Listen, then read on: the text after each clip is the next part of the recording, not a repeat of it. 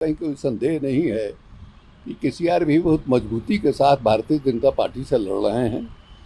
जो भारत सरकार की और नरेंद्र मोदी सरकार की नीतियां हैं, उन नीतियों का विरोध कर रहे हैं। कामकाज करने का जो तरीका है उसको लेकर विरोध कर रहे हैं।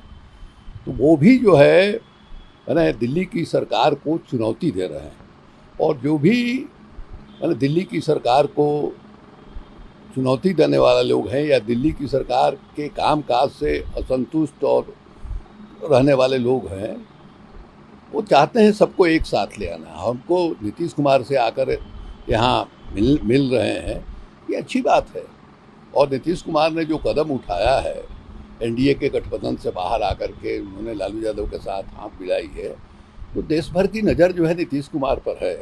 और हमको लगता है कि नीतीश कुमार के कंधे पर एक बहुत बड़ी जवाबदेही है कि 2024 का जो चुनाव होने जा रहा है, उस चुनाव में क्षेत्रीय पार्टियों का या राष्ट्रीय पार्टियों का गठबंधन बनाने के लिए सब लोगों से उनको बात करनी चाहिए और बात करके कोशिश करना चाहिए कि गठबंधन बने।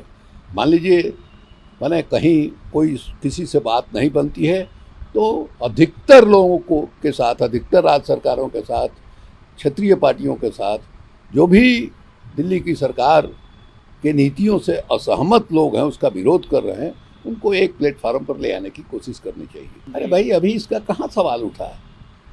2024 का जो चुनाव होगा, चुनाव के बाद नतीजा आएगा, नतीजा का बाद ही ना होगा कि कौन होगा कौन नहीं होगा। अभी तो सवाल ये है कि 2024 के चुनाव में भाजपा को कैसे परास्त किया जाए और दिल्ली के कुर्सी से कैसे उसको बेदखल किया जाए। उसकी शुरुआत बिहार में नीतीश कुमार ने कर दी है।